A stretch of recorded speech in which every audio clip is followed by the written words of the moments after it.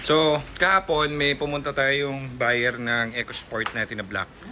OFW din. Puro OFW nga yung punta rito. So, salamat sir. Ito yung unit niya. Iikot ko lang kayo sa unit. So, ito yung napili niyang EcoSport.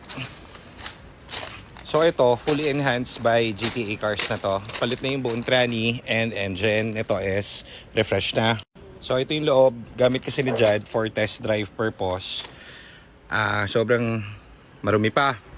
Pero, walang ka-air yan and everything. Ngayon, dahil tapos na itong harabasin, ang nakita na lang natin, anong gulong papalitan mo rito? Dalawa? Itong likod, tapos yung bago nililipat dun sa... Okay, so bago kasi yung dalawang gulong niya dito, yung isa medyo manipis na, yung dalawa sa likod. So bibili ni Jared ng gulong ngayon to.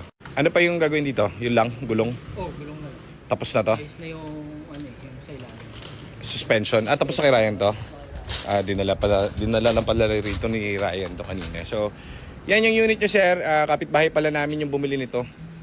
So ito na yung unit mo sir. Papaklinilin na lang to after. Badali mo na to sa ano? Cleaning mamaya. Baka tapos pwede na ata bukas na. Tapos pwede nating release bukas. So yan. Walang error, no? Zero. So yan, sir. Thank you sa pumili and salamat. Ito yung unit mo. Piniprepare na namin. Thank you very much.